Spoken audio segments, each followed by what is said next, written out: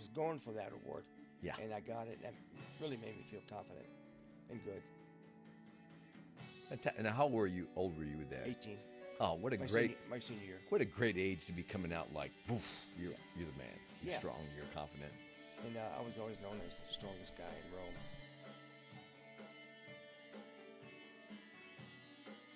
And we're live today with the Larry Pacifico.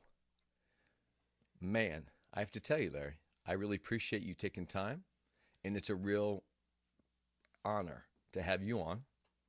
I appreciate that. Yeah. And the Imagine Fitting In podcast, and I think I had mentioned this to you previously, at the gym that we mutually we work with our clients and stuff, that it's all about mentors, healthy lives, and community.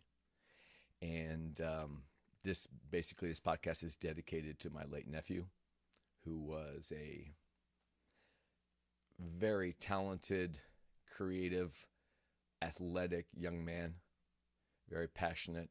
Remind me a lot about myself, and unfortunately, we lost him to addiction. Oh.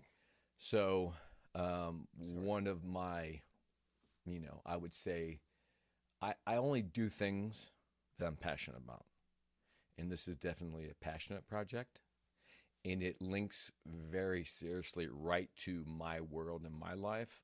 And as I mentioned to you before, my essence, I'm an artist, but my passion is fitness. And it's been a 32-year plus career.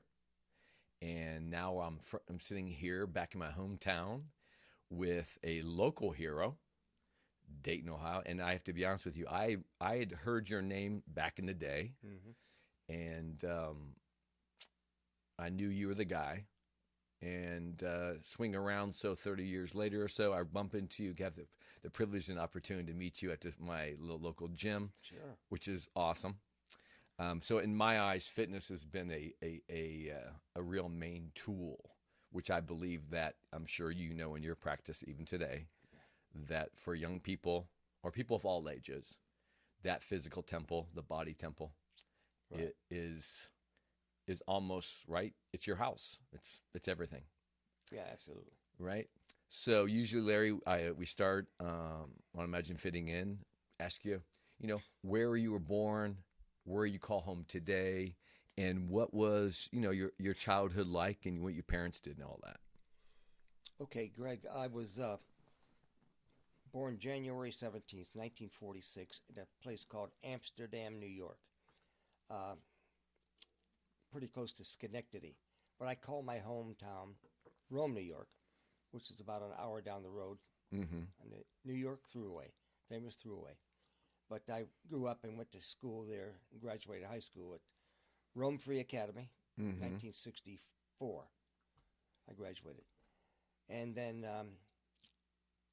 came to Dayton shortly after to go to University of Dayton.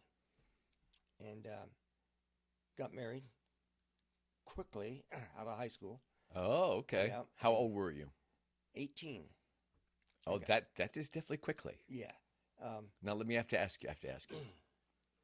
You came here and somebody took your heart? No. I was married. I got married 4 days out of high school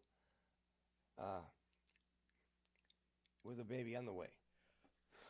And her name was Joanne, and her dad was a full bird colonel at the base that we were stationed at in Rome, called Griffiths Air Force Base. No, okay. I didn't realize there was an Air Force Base there. Yeah, and in fact, it was very instrumental on 911. Most of the communications came out of Rome. However, he was stationed at Wright Pat in Dayton, so he set up for us to come to Dayton and for me to get a job, for me to enroll at University of Dayton.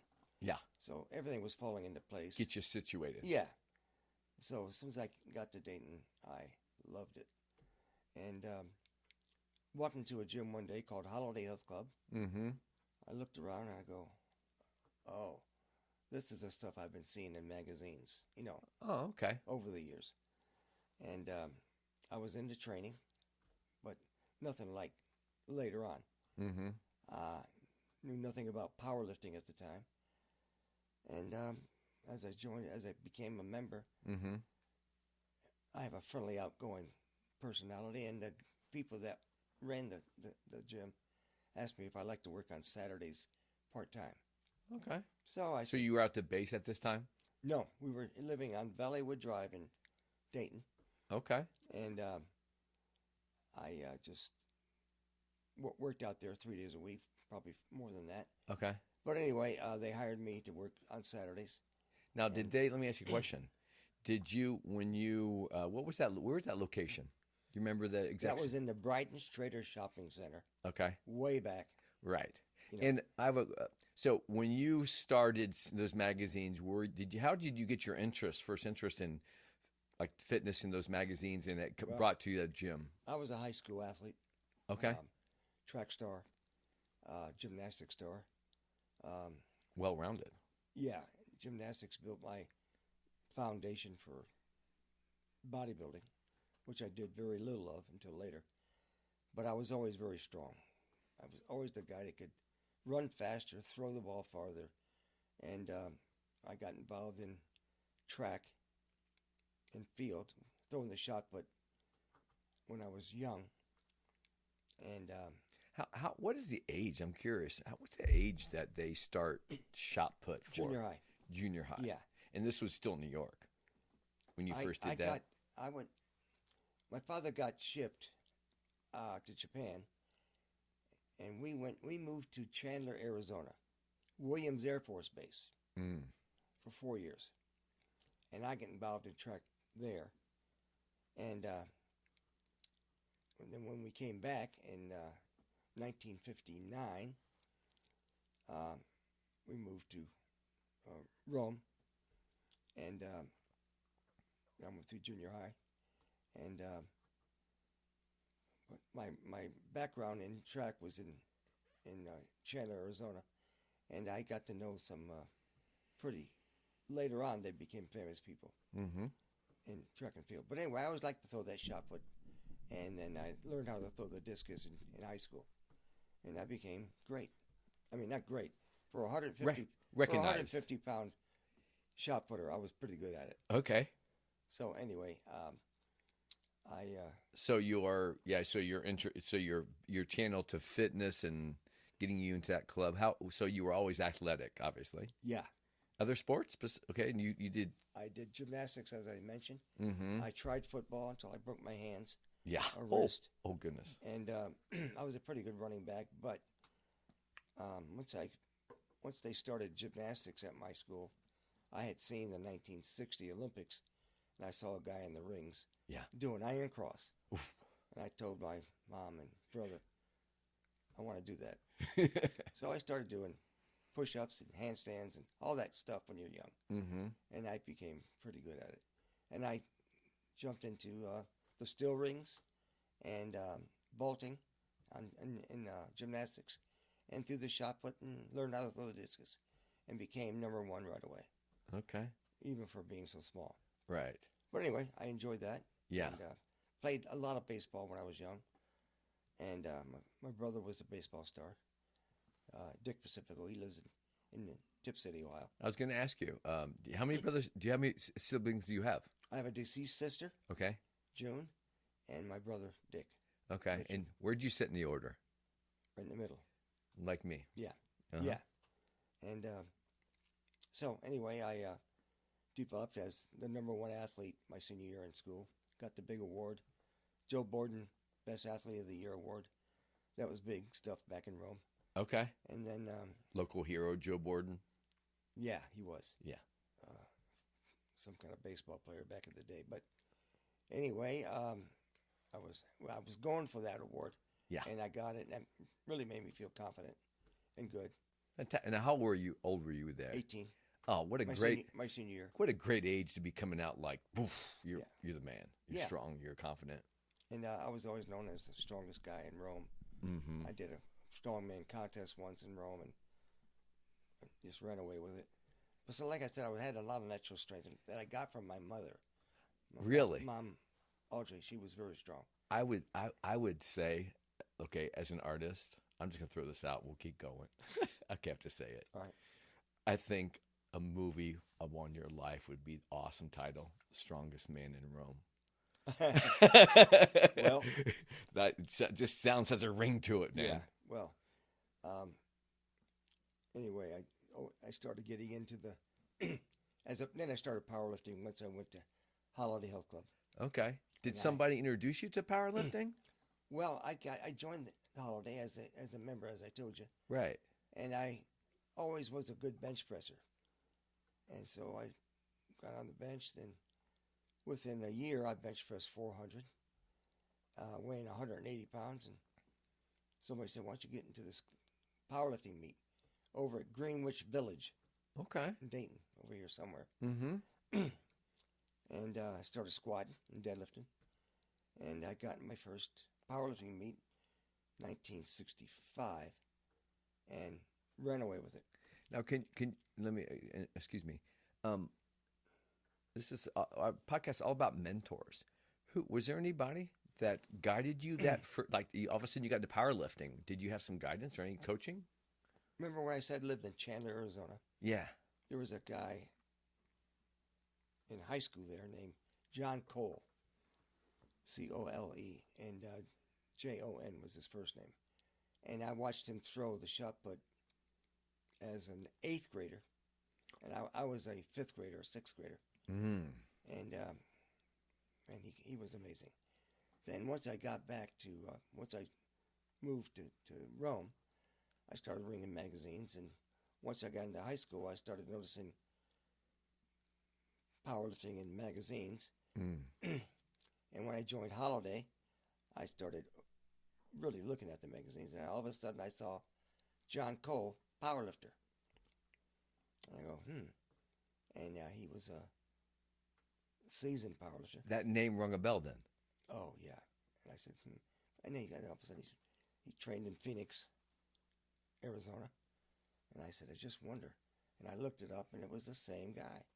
He went on to throw in college, big time.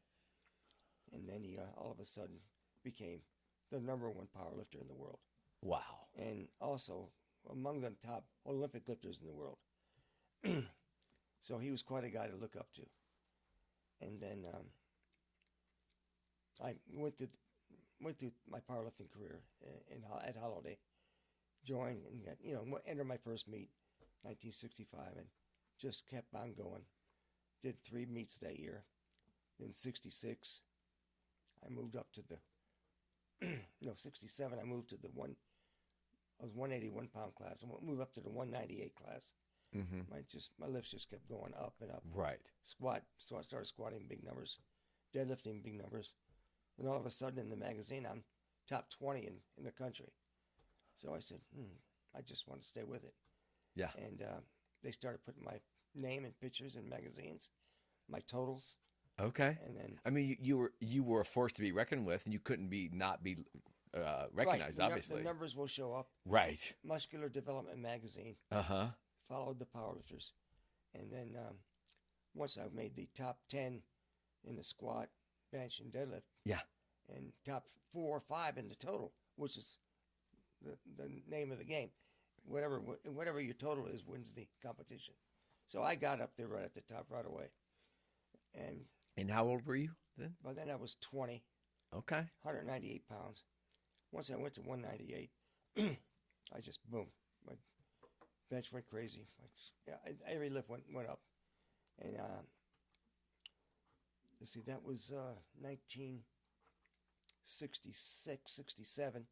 67, I entered the Junior National Powerlifting Championships Mm-hmm. in New Jersey somewhere. And I took 3rd. And I go, And I saw some guys that I really thought were powerful, strong. And I said, one of these days, I think I can achieve that. Mm. So anyway, in 1970, I made a career, by the way, of Holiday Health Club. I stopped going to college. Gotcha. They hired me, and they hired me as a manager. And I started out not only becoming known in lifting, but I started making a lot of income. And for whatever reason, I took to signing people up To train them? for memberships. Oh, to So memberships. not personal training. Yeah. Personal training for me came around in early 1980. Okay. But I was selling memberships. Memberships. Left and right. That was the game there. Yeah. Lifetime memberships. I'll never forget. Now let me ask you a question. When you were in school, what was the subject when you were going to school? What were you initially study? I was curious. You had any interest in field? I was going to go to UD for sports management to become a coach, Got it. physical education. Mm-hmm. And my subjects were, I was pretty good at math and sciences, that kind of thing. Mm-hmm. But anyway, I did enter college for a while in Dayton, and then I told Joanne, my wife at the time, I said, I can't do this. I gotta get into the gym business. You saw an opportunity, obviously. I knew Yeah. where it was going, and I became acquainted with the owners that were out of Indianapolis, and I knew this is what I wanted to do, and I did. At that time, those were those franchises that somebody started. Holiday Health Club was out of Indianapolis, Okay. owned by a couple of guys out there that took me under their wing as well, and moved me right along. So you're a manager. Oh, well, kind of a manager. Obviously, they saw your enthusiasm, and hey, a superstar that could bench credible weight. People just looking like, oh, this guy knows what he's doing. You're passionate about it. You go in there, you see some opportunity for income. Obviously, as a young man and father and husband, whatever. And then so you're selling memberships. You're doing well. You paused out at a UD. And then what happened from there? Well, that was I had a falling out with the guy that Indianapolis people brought in to run the two health clubs that were in Dayton. Holiday was in Salem Avenue and then over in Kettering. Got it. We enlarged our gyms and moved locations, and they brought in a guy, which I won't mention his name because he's a monumental asshole. Excuse me. That's okay. We can say anything you want on a podcast. And anyway, I left. The guys from Indianapolis hired me to open another, bring them into Louisville, Kentucky. They were going to hire me down there of a gym they were going to take over. They wanted me to run it. Well, it didn't pan out. They never bought that place. So I joined a place called European Health Clubs, and I got involved with a guy named Charles Bechtel. He was my boss in Dayton for a while, but he moved away.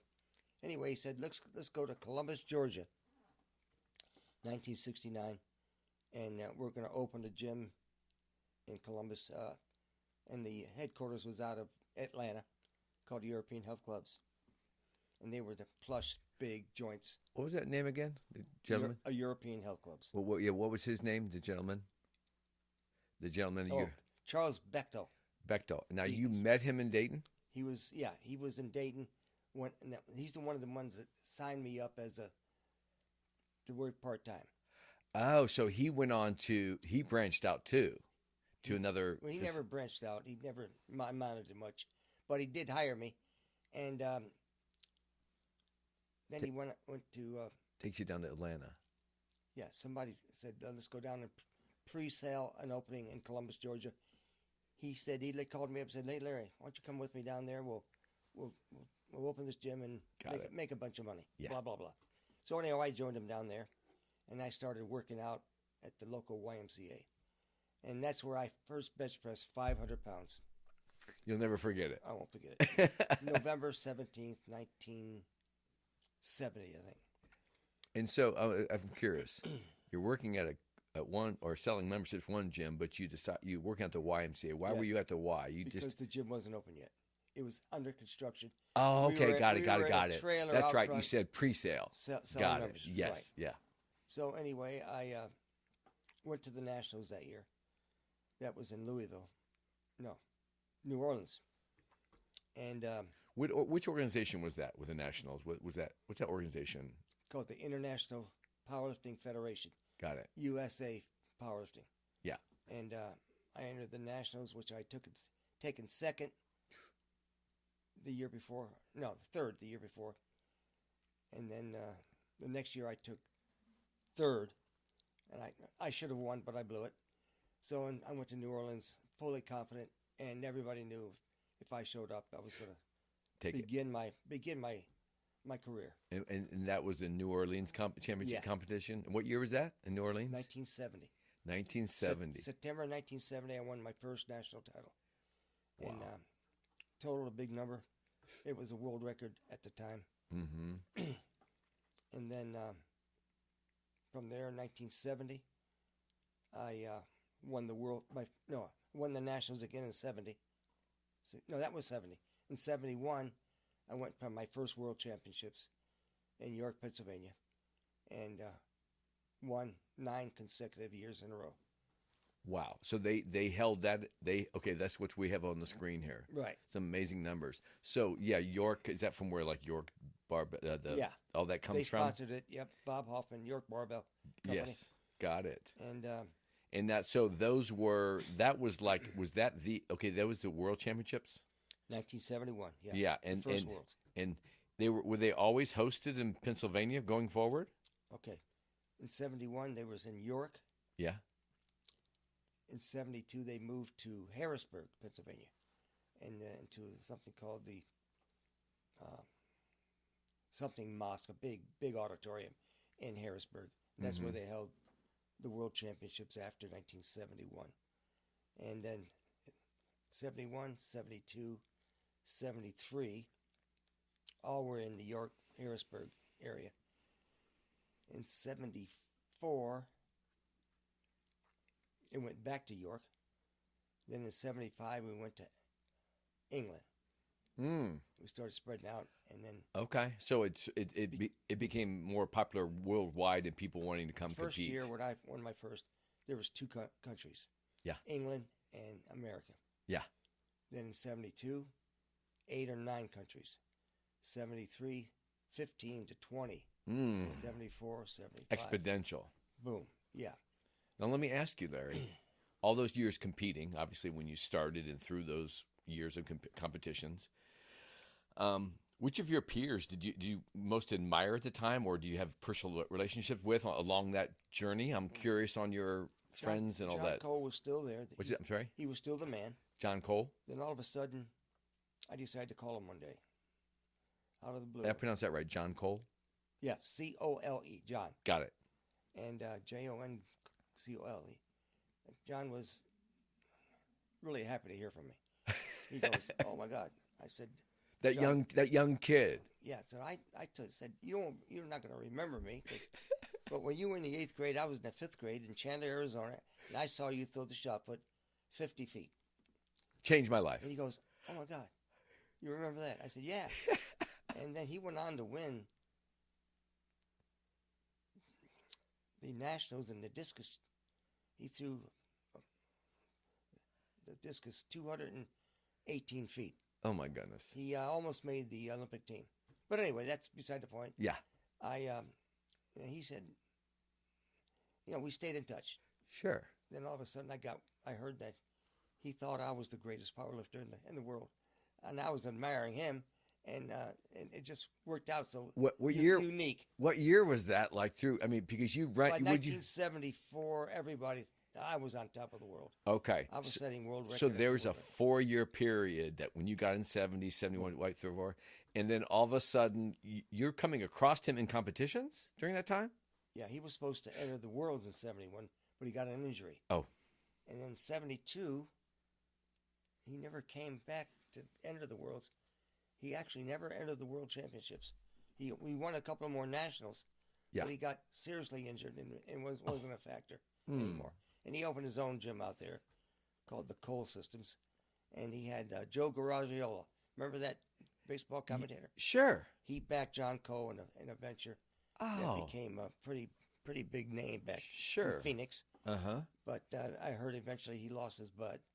And he died broke about 6 years ago. And they never had enough money to even bury him. Oh, I'm sorry. Broke my heart. Oh, my goodness. Anyway. I mean, to that's just one heck of a story in terms of,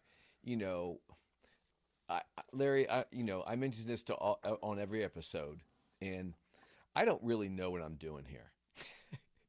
I was inspired. Ultimately, my ultimate goal is trying to help produce some nuggets in conversation with various people. And I don't know, like when somebody hears something, somebody sees something, when you're a fifth grader, you experience that. It gives you that boost of direction change or whatever. So these conversations we're having, I'm sure, and I just have to believe that through just honest, good conversation, sharing stories, that they're going to be nuggets that are so impactful for even young lives or people of all different ages. When they're at different places in their lives, try and decide, like push them over, stop them from hesitating, wake them up, encourage them to keep going, whatever, And this is a lot about that. And so, God bless John Cole. He was a nugget. Yeah. And those are the value there. You really can't put a value on that. Right. And so 74, that must have made you feel like spectacular. You're on top of the world with these, and he's telling your guy is telling you you're the best. Yeah, other people in his gym would get back to me that John Cole thinks you're amazing, blah blah. And what I forgot to mention, my first nationals in New Orleans, when I won, I did a back flip on the stage. From my gymnastic days. Yeah, sure. And he thought that was absolutely amazing, and so did Bob Hoffman, York Barbell. Mm-hmm. So after I did that, he wrote big stories on me. Yeah. Bob Hoffman, of course. Yeah. And he took me under his wing, so to speak. Oh, I bet. And, that comes into works later on. Yeah. In 1979, when I brought the Worlds to Dayton, Ohio. Okay. As a promoter. But anyway, nice. Also, you through your relationship with him all those years, he said, "Hey, this is a standout guy." Obviously, did you ever do any did he ever have you be the kind of like a? Obviously, you were the man at a point where you could be like a real spokesperson. I was the first powerlifter to be on the cover of his magazines. Okay. Muscular and Development magazine. Uh-huh. Then eventually I was on the cover of Iron Man magazine, the top magazines in the world. Sure. And everybody knew who I was, basically. Especially around Dayton because the word got out. And so anyway, 1975 we got our first international championships in England. And then in 76 it came back to Harrisburg. Mm-hmm. And in 77, Perth, Australia. That was a great trip. And in 78. Now that Perth, Finland, Australia, I think you mentioned in our previous conversation, that was. It was a monumental World Championships. Okay. Now many reasons. Tell us about that, because you mentioned this was like it got the first like live, was it NBC or big we got broadcast? Our first TV coverage in Perth. Brian Gumbel came over with NBC. And this and is their crew, and they. What year is this? 77. 77. Yeah, and all of a sudden they showed up and they said, "We're going to cover the World Championships here in Perth," and big deal, especially for us. We had no idea. Yeah. Then all of a sudden, it got exciting. But the year before, I was in our national championships, and I won the 220 pound class in 1976, and then the 76 Worlds, I won, and then but one of my best friends in the sport of powerlifting is Vince Anello from Cleveland, Ohio. Is Vince Anello still with us? He's still with us, and he's shout out to Vince. Quite a guy. He lost to a guy named Paul Jordan. from Australia in 1976. And in the 220 class, the class that I was comfortable with, Yeah. I won the world championships twice at 198, twice at 242, and then 5 times at 220. So they brought the 220-pound class in later, and that was perfect for me. Yeah. I couldn't make weight at 198. It was hard. And I didn't want to bulk up to 245, 242, because I had a 5'7" frame. I just wasn't comfortable. Right. But anyway, the 220 class came in, and I dominated again, as I mentioned. Yeah. But that year, I decided to go 198. Vince decided to go 220 because he didn't want to come up against me, and we were friends. Yes. So anyway, in 77 at the Nationals, I again won the 198. Vince again won the 220. And then between July at the Nationals to November, when the Worlds were always held, Vince called me probably in October. He goes, Larry, I just can't keep my weight up at 220. Really? And I said, he said, I don't want to go up against Jordan. I said, Vince, you can beat Jordan, blah, blah, and here's what to do, blah, blah. Well, he said he wasn't comfortable with going up against him, but he would have beat Jordan. But anyway, we decided secretly to switch classes. We won the Nationals at 198, me. He won at 220, but he wasn't comfortable. I said, why don't we switch classes and keep it a secret? That's crazy. It gets even crazier, Greg. That's awesome. So anyway, when we showed up in Dallas, everybody met in Dallas to fly to Perth. We went from Dallas to Honolulu, spent a couple of days there, to Sydney, to Perth. And when they saw us in Dallas, we had switched classes, and they go, oh my God, this is going to kill Jordan. I mean, anyway, Vince looked good. I looked good. I was big, and I could eat because I wasn't stuck with having to make weight. Right. So anyway, this was a great trip. We arrived in Perth, Australia, early November, and back then we got off on the airplane because it was summertime there. So we got off the airplane on the.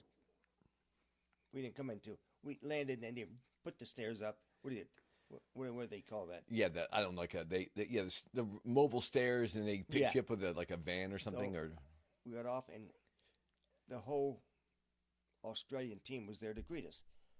Girls and their team, and welcoming us, giving us gifts, that kind of thing. And when I walked down the stairs, Vince ahead of me. Yeah. Paul Jordan was there, and he already had T-shirts made up.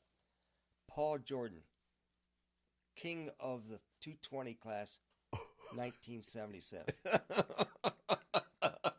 And did you see this as soon as you stepped out of the plane door? Yeah, oh yeah. All of his entourage had the shirts on. And I'm telling you, when I walked down the steps, you can pull that down a little bit more. A little bit more. Right, it's fine. That's fine. Yeah, it's fine. That's awesome. And we walked through the team. They spread as we walked through. Yeah. And I looked at his shirt. I go, and I thumped him on the chest. I went, thump. I said, Paul, this year you're going to have to settle for queen. Let me tell you something. Did he know right away as soon as you said that? Oh, yeah. Saw your size on you? Oh yeah. He went absolutely crazy, and let me tell you, this is a great story. He not only went crazy, but his whole team went crazy. He thought he was going to win. He had moved to Perth from England, and that was his home city. Oh. And he was all set to be the star because maybe he wouldn't have beat Vince, but no one knew. He was the defending champion anyway. Yes. But I think Vince would have beat him anyway. However, for the next week, I'm getting all kind of calls, 3 o'clock in the morning. Paul Jordan is going to beat your ass, blah, blah. And then they'd send girls up to our room. I was rooming with a guy named Doug Young. He was a 242-pounder. Trying to distract you? Oh, yeah. And did it work? Didn't work. No comment? No comment. No, refrained. There's You won. there's what do you call them? Yuppies. Okay. All over the world for powerlifters. Yeah. And we don't You have mean that. you mean groupies? Groupies. What else? You said yuppies. Groupies. Yeah, I understand. I understand. Yeah. And Yeah. it's funny how we are much more known in Europe than we are in America, because lifting weights in Europe and in Australia, it's number one in the sports. Anyway, and then when TV showed up Yes. and the interviews started happening, Paul Jordan's going crazy. And somewhere on the on what is that? YouTube, it will show Paul Jordan's terrific, devastating accident. What? All right. So let me continue. We go through the week. We go to weigh-in, and I'm there standing on the stage with Paul Jordan down the other end, and they introduce the 220-pound class. And so we go back and the warm-up. First lift is a squat. And all week I've been training, getting ready. And Paul Jordan. Do you have the weigh-ins a day of? Day of. Okay. Nowadays they're 24 hours. Yeah. Okay, but go ahead. that was also rough to make weight. Of course. But anyway, today everybody gets 24 hours. They don't know how well they have it. Exactly. So anyway, we're in the same warm-up room. He's warming up across the room, and Yeah. I'm warming up here with my team, and I'm boom, boom, squatting. All of a sudden, he does 650 from across the room. I go, and I shout. I said, "Paul, that looked awful heavy. Are you gonna drop your opener?" From across the room, he just gives me This look. a glare, and he said, "F you, Pacifico. I'm beating your ass." I said, "Okay." So I opened with 7:05. The world record is 7:50. Mine. But I opened 7:05 to get one in. Yeah. He opens with 6:94, and he struggles with it. He took it every bit he had to get up with it. That was his first. First attempt. All right, so I jumped to 7:55 world record. After your first? Yeah, I mean, it was a joke. He jumps to 7:60. For his second lift? Yeah. He went from 694? 694, which he barely squeezed Oh, out. my. And we're going, is he sandbagging me or what? Is he? And everybody's going, whoa. And all of a sudden, he comes out. He's next up. He comes out for the world record. No, wait a minute. No, here's how it went. I was next at 7:55, and I set the world record. Boom. Boom. And he then tries to up me and goes to 7:60.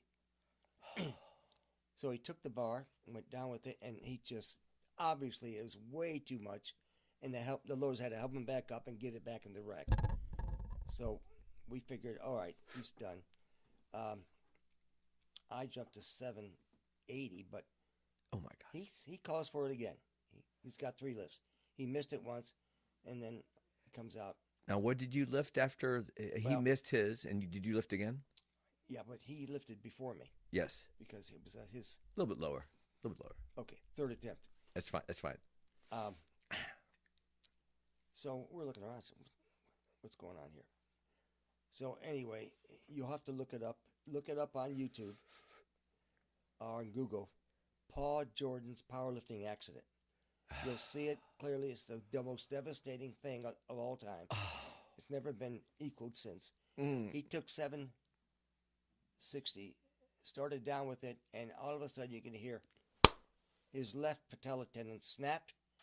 He rolled over on his ankle, and his ankle hit the platform, snapped. You can almost hear the quads coming out of his hip. The bar went down, and it bounced off him, then onto the floor. And he was sprawled out there, screaming in pain. And now the meet has to be stopped. And listen. This was televised? Oh, yeah. And years ago, they used to have NBC Sports used to start with a guy at the end throwing his blonde hair back, grabbing a bar. that was Paul Jordan's accident. But they didn't show the rest of it. They just showed him going out to do the lift. But if everybody will look it up, you'll see what I'm talking about. You have to look away. Oh, I don't think I can. Oh, my gosh. Okay. So that's the horrible bad news. I went on and had a devastating meet, set a couple more world records. When you say devastating meet, like you just tore shit up. I won with 2,062 total. The next closest guy after that was 1,750. Oh, my gosh. Paul Jordan probably would have been somewhere in between there, but yes, we'll never know. You just dominated. Yeah. And this is 77? 77. I did go on to try 780 that meet, but by the time they got the ambulance down there and the gurney up on the stage and wheel him off, I tried it and came up with it, but 2 judges turned me down. 2 red lights to 1. They said I didn't go low enough. If you watch it, you'll see that for whatever reason they turned it down. And it was a good lift. What was that weight that 780? They turned you down. Yeah. But what was the previous one that you did hit? Well, the 755. 755. And you went to go and jump 25 more pounds to 780? If you saw the 755, you'd understand. Yeah, okay. I did get it. Yeah. And it was easy, Whew. to be honest with you. Wow. But they turned it down. However, I went on to bench and deadlift and win and had a great meet. Oh, my gosh. But now, that's the bad news of Paul Jordan's devastating injury. The doctor that fixed him, by the way, we went up to see him in the hospital 2 days later, and he was there all bruised up. And, oh, my God. He went through 2 surgeries. Only 2? Well, they attached the quads from his hip. Oh, my gosh. And the patella tendon snapped. And the ankle, it rolled over. You'll see it when you see the video. Anyway, this is an interesting story because Paul Jordan's doctor was a horse farmer or raised horses. Mm-hmm. He said, Paul, why don't you come out to my ranch when you're out of here? Paul went out to his ranch, and the doctor hired him to be a horse trainer. Today, still, Paul Jordan is the #1 horse trainer in all of Australia and known around the world as one of the top horse trainers in the industry. Wow. Multi-millionaire. And he lives in Australia. Because of me. Oh, yeah, he lives in Australia. We've talked a lot since. His nemesis yeah. gave him a life you never imagined. I called him later on, and I said, Paul, you owe me a commission. And he laughed about like that. He turned out of something bad, horrible, turned out to be the greatest thing ever happened to him. Oh, my gosh. And wow. The rest is history. Wow. He never lifted again. I would imagine not. No. I mean, but anyway, that was a fun story. Everybody likes to hear it. And then we got hooked up with NBC, and the NBC then later hires me as a color commentator. So I worked with Brian Gumbo. Mm-hmm. Bob Costas was the first job Bob ever had with NBC was with me. Oh, yeah? We went to Tokyo in 1979 to interview the great Russian weightlifter Vasily Alexeyev. I remember that guy. And big belly, no? Oh, yeah, big belly. 55-inch waistline. I think that's when I first was introduced as a kid and first saw it on like... Yeah, everybody knew Alexeyev. Yes. So anyway, we went to interview him because he had gotten an injury, and we were going to interview him to see if he was going to enter the 1980 coming up Olympics, and which NBC, by the way, was going to hire me to do the whole color commentary when Carter boycotted. Oh, that's right. So wait, were Jimmy Carter? You were not competing in 1980? No, there was no Olympics for USA. Oh, they boycotted. Oh, okay. So you were going to ask to be the commentator because it's boycott. I was going to handle the lifting of the 1980 Olympics in Moscow. So since we boycotted it, then they're like, oh, we're not going to cover it. No team. They didn't cover it. Got it. Oh. So anyway, then 4 years later in Los Angeles, they boycotted us. Russia, oh, right. And so on and so forth. But anyway, that was back in those Afghanistan days of Russia, right? Yeah. All that craziness. In '78, we went to Turku, Finland. About 2 hours from Helsinki. Yeah. For the World Championships. Great time. You clean up there too? I cleaned up there. 220. At 220? 220, oh yeah. I stayed 220. And then in 79, York Barbell calls a guy named Terry Todd, the late, great Terry Todd. They said, we can't do the Worlds this year. Do you think Pacifico would be interested in holding them in Dayton, Ohio? Huh. Terry Todd calls me. He goes, York Barbell wants to know if you want to handle the Worlds, and they'll give you $10,000 to run the meet. I said, are you kidding me? And bring it on. So the World Championships in 1979 at the Convention Center, I promoted. And wow. It was the greatest powerlifting meet of all time because I made sure that it was going to happen. They gave me a bunch of money to do a meet. You just made all those details great for everybody. Everything. It was great. Now, did Bob Costas, you get the coverage? That year, CBS got the bid. Got it. Is that what we're seeing? Well, I have a CBS picture of you. Yeah, it's there somewhere. Okay. And that was 79. And went off great. We had 6,000 people in the audience. You competed? Oh, yeah. As well? That was my 9th and last championship. 9th and oh, my gosh, dude. I went out on that stage. I got to do a cross fist bump. Fist bump to kick ass in your hometown and finish out. What could be better? Stellar, yeah. Yeah, it was amazing. The mayor gave me the key to the city that day. Oh, who was that mayor? Back and then. Was that? I don't remember. Okay. I've got it somewhere. Yeah. Oh, my gosh. So it was a wonderful time. I won. I promoted a meet that brought in thousands of spectators. Most time you'll see powerlifting meets, and there's 1,000 people if you're lucky. Yeah. We had 6,000 people all 3 days, and then on Sunday when the big boys lifted, me included, the 220s and up, there were 7,000 people in the audience, and to walk out on that stage with that out in front of you, it really made powerlifting in the United States. Sure. CBS covered it, and they wow, that's wonderful. I mean, that is even, I think, a more spectacular story because this is obviously a Dayton-based podcast, but to bring it home, Larry, that's amazing. It was wonderful. And, oh my gosh, would you consider that like in your powerlifting days? Was that you consider that your peak achievement? Well, I tried to win again in 1980, and see that finger? I see that finger. It doesn't look right. It's gone. It was cut off completely on a bench press accident 1 month before goodness the World Championships in 1980. They were held in Dallas, Texas that year. I got in a little warm-up meet out at Huber Heights at Wayne High School and brought in some lifters just to have a good my goodness workout before the big Worlds. Brought in several people that went on to win. Okay. Myself included, and that happened, and I had an accident. My left pec tore, and the bar came crashing back, tore my eyebrow off, went back and severed my finger completely. Oh, boom. My God. So I was out for the Worlds. 1980. Yeah. So I was going for my 10th. Yes. So that never happened. After that, I couldn't hang on really to big deadlifts anymore. Of course. So anyway, I then began to promote the sport and I bet. went on to open a couple of gyms. Yeah. And was it the Pacifico gym? Or what was it? What was your gym's? Pacifico Power. Pacifico Power.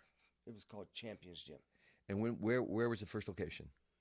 First location was on Kettering Boulevard in Dayton. Yep.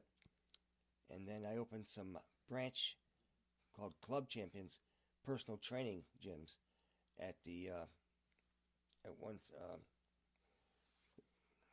Cross Point. Opened one there. Okay. Opened one in Beaver Creek.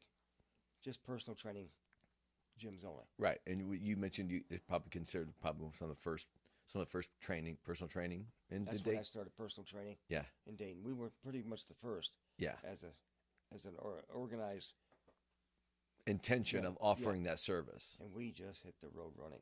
I bet. 1996, we did over $1 million a year, just in personal training.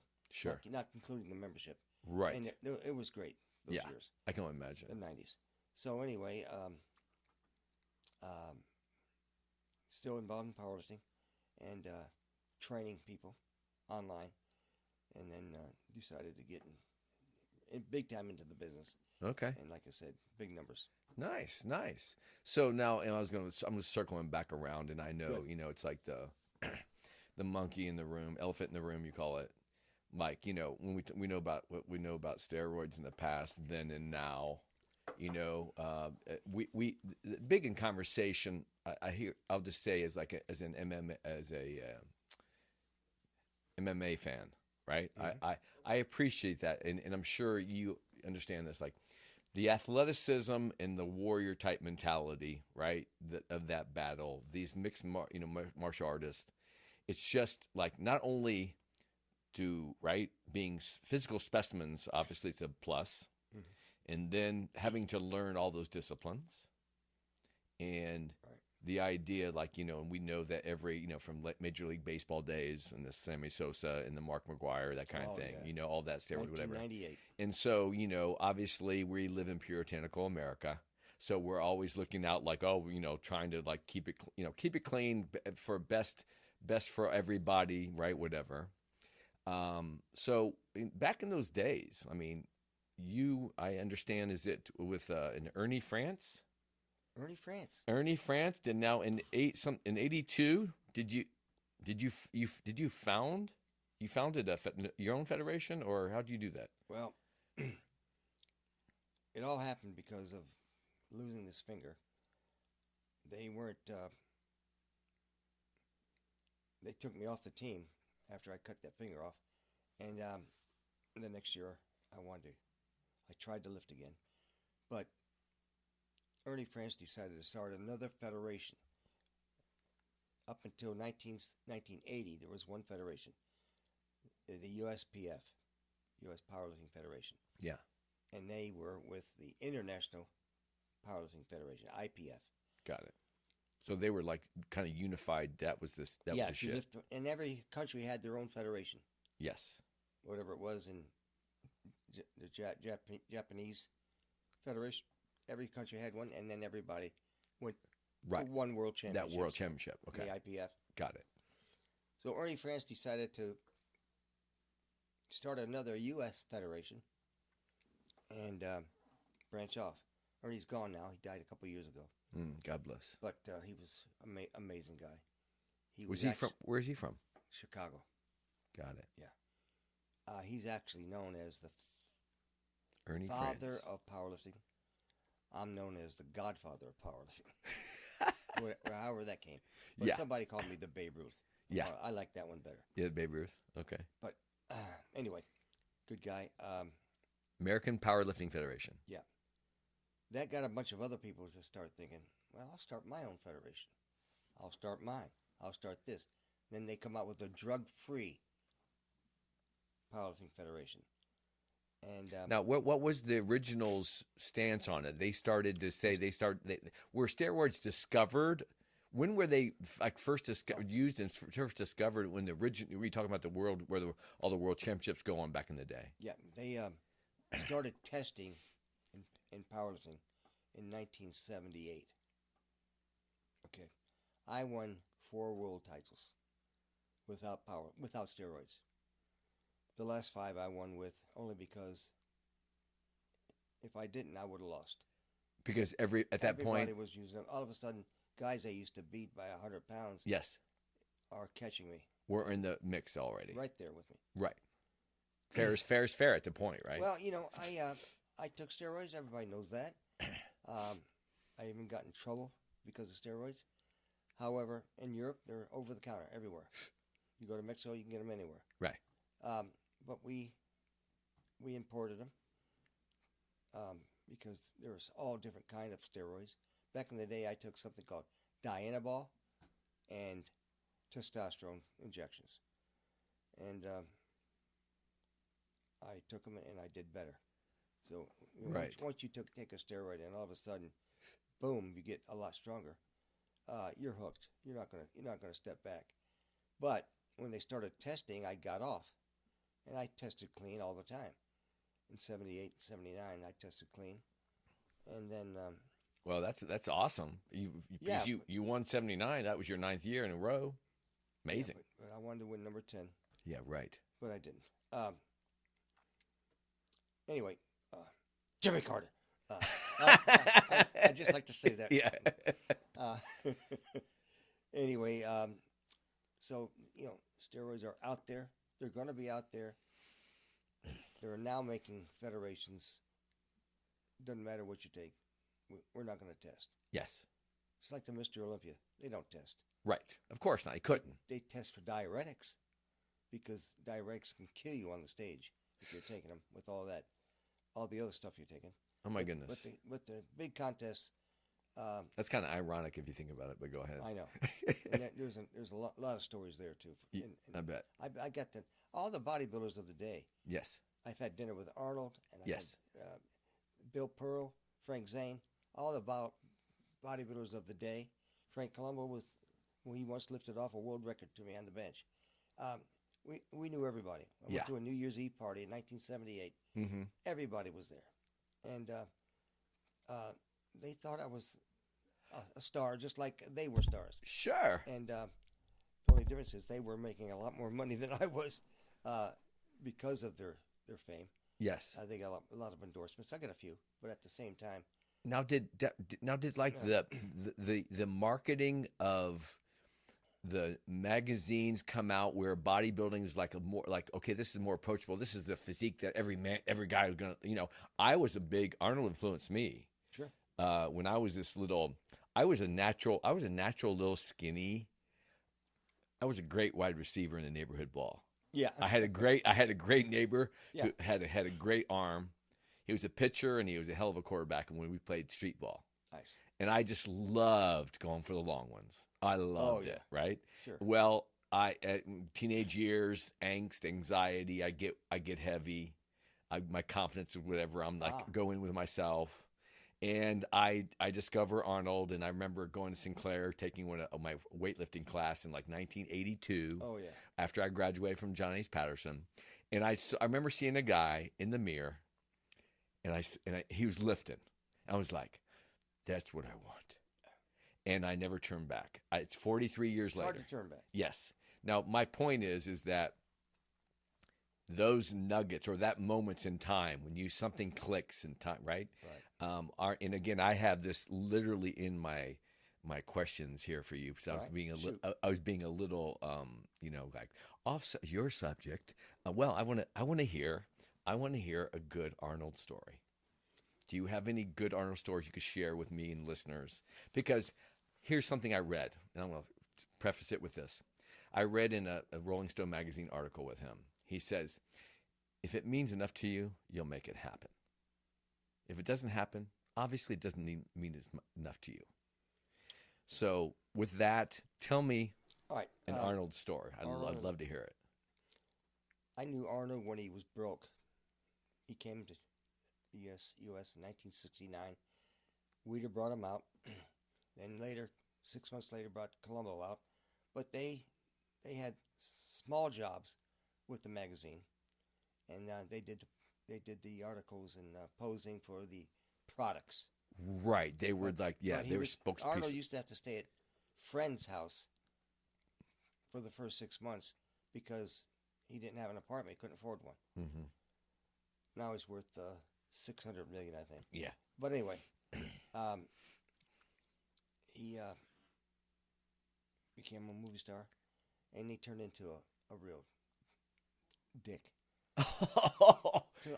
No, please, Larry, tell me what you really think. Well, I know, and I should have said that, and my son will shun me because I don't use that language anymore. But I had to say it like it was. He turned his back on his friends, those friends he used to stay. So at that time, right? Mm-hmm. Justifiable in your take on a human being in front of you, a friend, and he turned. He turned and started becoming a movie star, big time movie star. Right. And turns into this guy that married Maria Shriver. Then later had a baby with the maid. But, you know, in any other walk of life, that person would have been shunned and cast into the ghetto. Right. But because of Arnold's personality and the accent, Arnold's accent. Yeah, right. Just wins everybody over because he's got a fabulous It's a it's a marketing personality. thing to that sell. just boom. And I'm telling you, you take a movie star. If George Clooney would have had sex with his maid, Yeah. and produced a child, Yeah. he would have been shunned. Right. But Arnold never was. You know, I think, you know, just getting back on a very humanistic level, right? We all have experiences and we all have our roads of challenges and successes, and, you know, to have a response, which I appreciate that honest take, because I think I like the honesty about it. We know that, right? Human beings are not perfect, and to be, you know, to feel that all of a sudden, you know, I always heard this before. I said that, like, money doesn't change people. Money shows who people are. It just reveals who they are, in essence. Good point. Okay, and then but a psychological level, right? We don't know what is built up from the early days of our development, just like with young kids and their child, right? We call these days, everybody's talking about the traumas. Well, everybody has trauma in their life, and some is, you know, it's interesting because I find that I've had my own traumas that I have identified, come to terms with, and then try to counter, right? That what you consider like, whoa, all that time was I suppressing what actually I was feeling and why I was acting a certain way, and I was beating myself up because I'm not confident, or I'm weak, or I don't have the ability to do something. And then it's through self-discovery. Mm-hmm. I find it, you know, I'm on a physiological level, right? We know what we're doing. Yeah. You know what I mean? We know the human condition. And there's a reason why they call it personal training, right? To identify and to communicate and connect. So there's some people that, you know, they come in that they think they want something, and you're going to provide it for them, and it's not quite a fit. Right. Some people think they want something else, and it is a great fit, and they realize they want something completely else, and you're going to be able to deliver it. Right. And so I go back to that whole honest statement of, like, you feel, right? I've had many actions of, like, thinking, like, how somebody was like, you know, that guy was a real dick. Right? In essence of, like, right, that situation.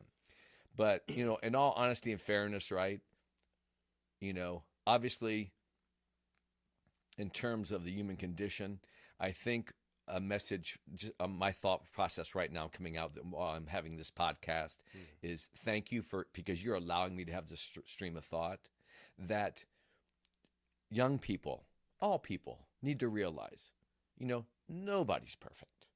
And we try to do our best. And sometimes we make decisions or actions that other people see as, like, that was terrible, horrific. Yeah. But then we really don't know every single detail, makeup, and whatever's hidden. So there's a certain level of, like, I say, I'm going to give respect to every human being. And you can fail, but those are people that continue on, show themselves as, right? That's another story. It comes to the surface. Right. And so there's a lot of people that have done a lot of brutal things, and on levels, in, like, when I say the puritanical America, you know, I was raised Roman Catholic. Yeah. I gave up my Roman guilt, my Catholic guilt a long time ago. I just don't, I understand that to err is human, to forgive divine. Yeah. And I've done that. But getting back to that, you know, those times, you know, I used to be in advertising. I think I told you this. Yep. I got out of advertising because I was using my creative energies at the time, Larry. I was into fitness at the time. Yeah. And I was using my creative energies to sell bullshit food, alcohol, cigarettes, pharmaceutical drugs. Okay. And that's where all the big money was. Yeah. And that's literally a way to suppress people and put them and control them. Really, literally, like, right? Well, what did it for me? I mean, Arnold, then in 1980, he comes back to win the Olympia. after retiring to do movies. Yes. He won this last one in 75. And then other guys are coming up looking good, better than he ever looked. Right. Mike Menser for one. Mike Menser should have won the 1980 Mr. Olympia. And they gave it to Arnold. They not only gave it to him, it was in Australia that year. Yeah. CBS, everybody went over. Arnold, the great movie star. Right. All of a sudden, Arnold shows up on the stage. This is like the Masters tournament. If you win the Masters, you can come back anytime you want and play in it. Yes. If you win the Olympia, you can enter anytime as long as you're not going to embarrass Got it. anybody walking on that stage. Right. Well, Arnold got himself back in pretty good shape, but he was not the winner.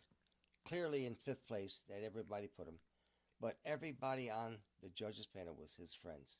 Oh my gosh. Arnold was involved in the organization of it, and in 1980, was that connected to Joe Weider and all that? Oh yeah, in 1980 he shows up, walks out on stage, and they gave it to him. He put poor Mike Metzer in fourth place. He clearly should have won. They put other guys up that had no business being that high, and everybody, they threw their trophies down. The audience booed Arnold. Wow. CBS didn't want to cover it. They just picked up their cameras and left. Oh my goodness. Because it was such an atrocity. Oh my gosh. And then the year after, his little buddy Colombo comes out of retirement and wins in 1981. I was there in the orchestra pit that night. I was covering it for a magazine called Muscle Magazine. Yeah. They wanted me to do the story on the Olympics. Muscle Magazine, that was kind of counter to Weider's Magazine, another magazine. Okay. Yeah, it didn't last very long. But but it was like an independent view, right? Of a take on it. I was on the cover of the very first issue. Got it. But anyway, I covered it like I saw it. I said, Colombo, it was two competitions that night. The Mr. USA, great bodybuilding contest. Yeah. And the Mr. Olympia. I put in my story, I said that Colombo couldn't even have won in the top 5 in the Mr. USA contest before the Olympia. Yeah. He was that far down. Wow. And they gave it to him, and that's when everybody just they truly left the sport. And it ruined a lot of people who could have gone on to win. Sure, and all that. Think of all those years of those guys, those young guys working all those years to get out to the pinnacle of their potential. That's right, and they take these substances, and they hurt their. They get injured from steroid use. Sure, some died. Right, some are dying left and right today because there's so much stuff out there that you have no idea. Right, but anyway, that left a bad taste in everybody's mind, including mine. Yeah, Arnold, come on. Right. So anyway, that happened, and like I said, the steroids today will blow your mind. Growth hormones. There's probably 20 or 30 well-known bodybuilders every year that die. If you go to YouTube and look up bodybuilding's deaths this year, will blow your mind. Right. Gosh. I don't know what the answer is.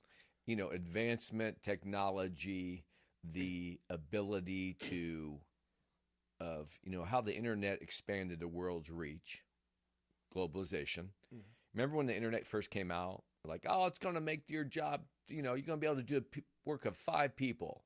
But they didn't tell you that they're going to give you the work of 15 more, And then your distribution of the people that are like, don't give a shit about anything, that are going to see, everything from Viagra to whatever you want to call it, the cheapest high or whatever. And it's like, it's just a big old business. Right. I think I heard the numbers were that the underworld is the 3rd largest, right, per capita gross amount of money, hundreds and billions of dollars, right? Yeah, in the underworld. Yeah. And we have to know that's pretty much darn connected to whatever you call the when we hear the statement of like the deep state. Yeah. I mean, let's be real, right? The world powers. Sure. But here as in a democracy in America, it's not perfect, but it's the best thing going. Right. In a world that just functions off of, from what we know is the earliest man, right? Sure. Existence, greed, ego, power, right? The need for that. And I think that a message in terms of, like you say, the amount of steroids and the amount of drugs, and, you know, people are looking for escape. And I mean, I have been working on in my career, to share with you just briefly here, and I want to get a couple questions for you, is that I created, I'm all about movement. I created a movement-based program that was first around sports performance, injury prevention. Yeah, I know. I watch you train people. Right? And it's all about function. Before we all started hearing about the word core, it was the two words functional fitness. Right. And that's what, you know, if you don't have proper function, you're not going to have optimal performance. And you're definitely not going to last. True. So we know the benefits of sports medicine. Now, let's take it back here. Technology. Now, more and more people are sitting. Sitting is the new smoking. You've heard that term. Yeah. Okay? There's many physiological disadvantages against you by sitting so much. Right. So then you have that. So you have people moving less. They literally forget how to walk or move or react and, like, function. Mm-hmm. They get so frozen up that you probably see me. I specialize in, one of the things I specialize in when somebody first comes in, is I'm going to give you a program. You have to learn this and practice this to combat all your 18 hours of sitting all day. Before you can come in here and you think you were a high school athlete and you want to come in busting out a bench press without warming up, or you want to start squatting, right? It's they don't last. So my point is that I created this movement-based program, and it was all around kids, Larry. I remember when I was heavier, I was very athletic. I was excited, but for whatever peer pressure and all that, right, teens and stuff, gained weight, whatever. So I leave advertising after my morals against all that stuff I didn't believe in.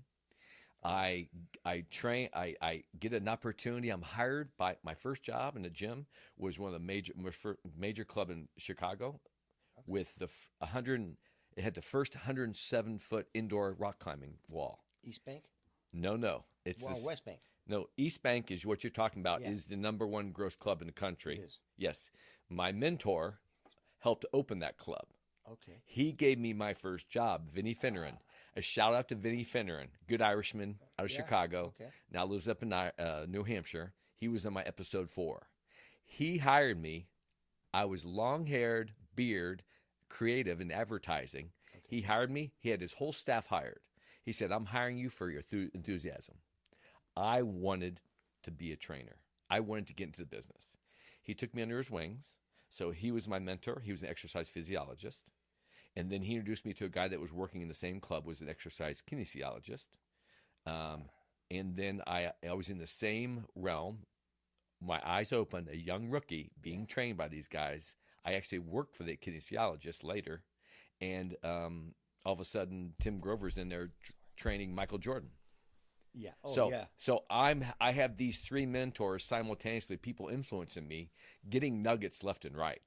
And I'm like, I'm here, this kid wide open. Mm-hmm. I don't have any exercise physiology degree. I was passionate. So I go forward. I end up creating a program for fitness for kids, and then the general marketplace, general fitness for average people. Okay. And then I took it to a guy that was doing some amazing work out of Naperville, Illinois. The late Phil Lawler. Oh yeah, I know Phil. Phil Lawler is passed away from cancer. You familiar with him? Oh yeah. Okay, yeah. I'm going to tell you how I met him. I'm in California. I lived in Chicago for a number of years. I have this fellow client that's working for a major car company in California. He's from Chicago. He goes, "Hey, do you hear about this book called Spark?" And I go, "No." He goes, "It's about these 2 guys, Phil Lawler and Paul Zintarski. Out of Naperville, they were traditional coaches. They got tired of just teaching, training in baseball, basketball, all the traditional, and seeing all these people, these kids that weren't exercising. So they created this innovative program. I go forward. I call Phil Lawler, just cold. End up having a 3-hour conversation with him on my movement-based program I created. He invites me literally to a seminar in Illinois. all of a sudden, I am presenting amongst other top fitness fight professionals of the time. Wow. 2009. You stepped over many to get that position. Well, all of a sudden, right? I can't believe it. He goes, yes. He goes, we've been doing work where we found great benefit with kids if they're having trouble with their first morning class. Say it's math. Well, we're going to actually put that on second period. Okay. First period, we're going to get you on the track, and we're going to get your heart rate up to 80% of your maximum for 20 minutes. And then they shoot them in the classroom, that next class, right? They leave that class right there, getting their heart rate up. Sure. They go right into their most challenging class. 15 to 20% grade point average boost. No kidding. Amount of the brain. So I meet Phil. He's actually been diagnosed with cancer at that time. He goes, I'd like you to come by my place and talk to you while I'm in Illinois. I go see him. He goes, listen, I want you, this is great stuff that you're doing. He goes, I'm intrigued with a couple things here. He goes, I'm intrigued with the active balancing because it's a balance-based program, right? I literally train my clients to move. I teach them kinetic awareness, which a lot of people don't have. I watch you. You're effective. Finesse. So that being said, he goes, I want you to take it back to the drawing board. I want you to try to help give that a vehicle to empower math, science, all these different educational studies, because it's shown that the brain is working at a higher level and that these kids in the 21st century, they're going to need 3 C's: problem solving, critical thinking, communication, and collaboration. Right. And so anyway, I'm going to get back to your questions, but that being said, that's how I came out.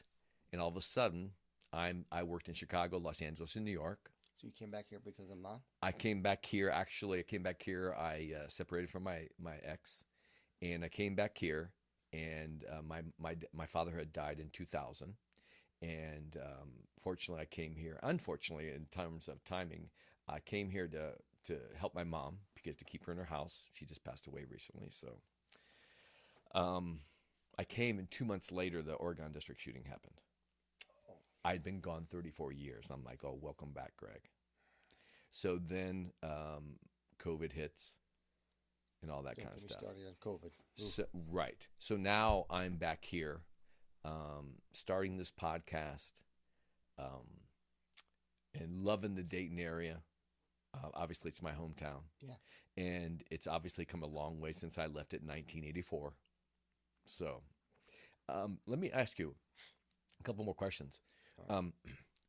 What your approach now from all your years, what's the biggest advice you could probably give to people that are in the fitness arena, training, coaching, conditioning? Well, to try to keep the world from being overweight. My advice is encourage Mom, encourage Dad, encourage your brother, your sister. People in America, it's disgusting to walk down the street and see so many 300-pound people. Back in early 60s, 70s, very seldom saw a 300-pound man. Right. Now you see 400, 500-pound, not just men, but women too. We got to get America lean again. Right. I'm all about weight management. Getting big folks to be small folks. It's real simple. If you're this much, if you're 30, 50, 100 pounds overweight, and it took you years to get that way, I can get you back in a couple of months. It's just that simple. Just to take the first step and hire yourself a trainer and get into the gym and make changes in your life. That influence will follow on to your kids, your grandkids, and I walk in Europe. I see people; they're not overweight over there. Mm-hmm. They're becoming to because McDonald's is now over there. Right. And Kentucky Fried Chicken. I was walking down middle of Tokyo. There's a KFC. Sure. I couldn't believe it. But people are getting heavier and heavier and heavier. No, that's a shout out. I want to give you a shout out because I got Giselle Terrell. Oh, she was on episode 10. Oh, yeah.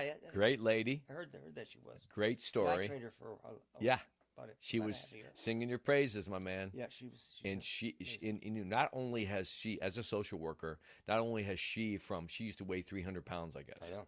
And not only is she come to a new place in her life, she is using that whole experience to magnify the idea that, hey, listen, number one thing, get moving, engage your temple, right?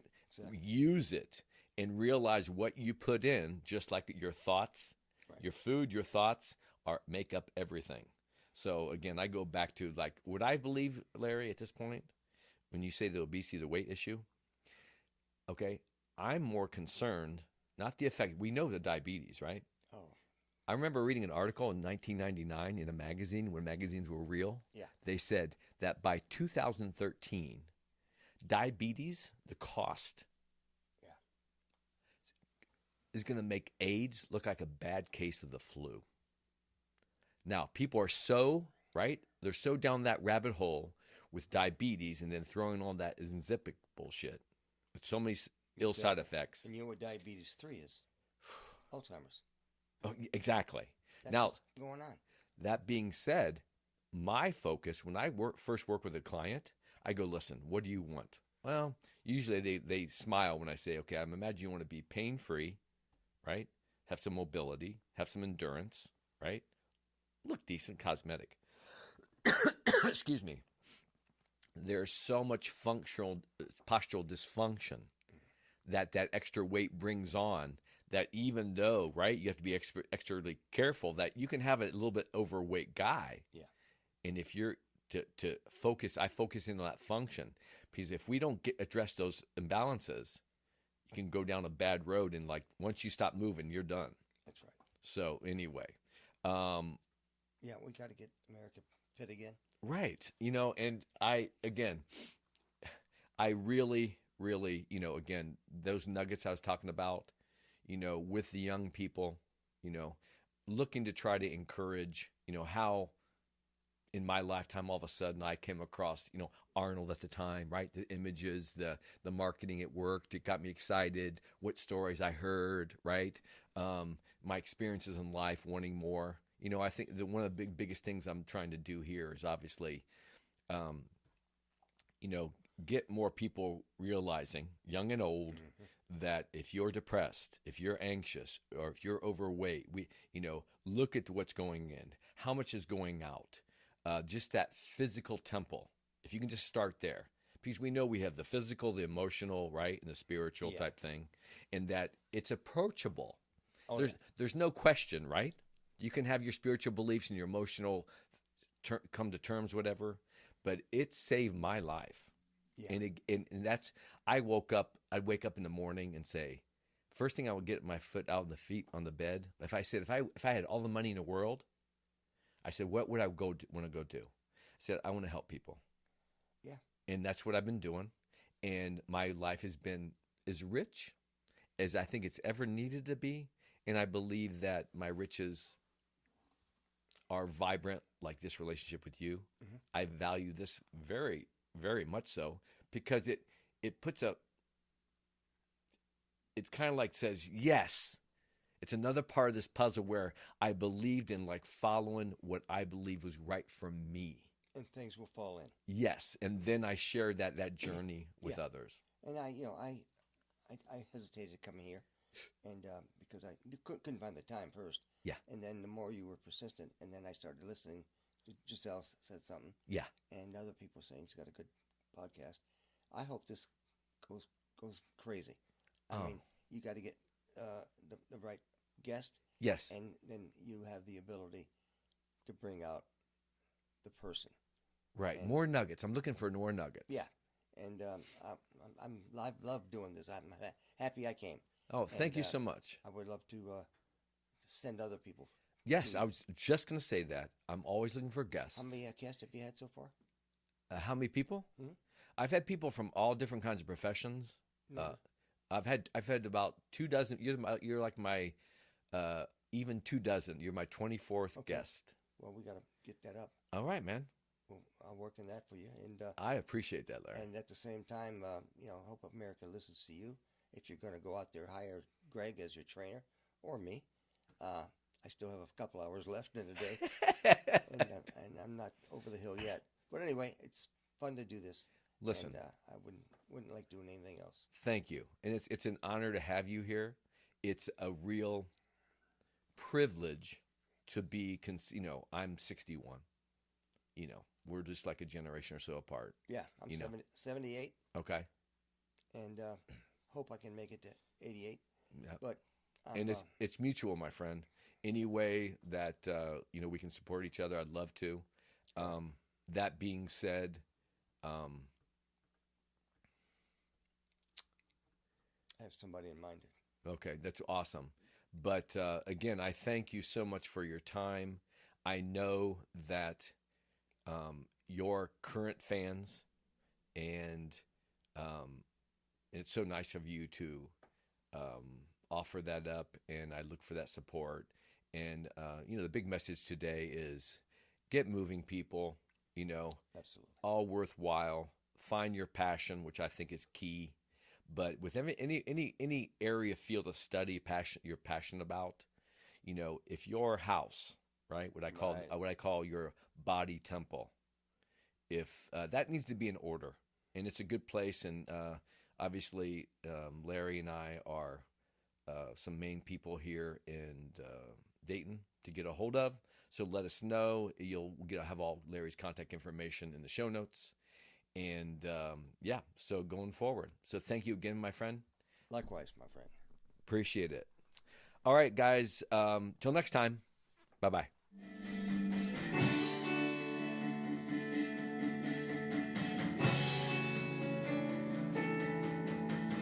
Professor!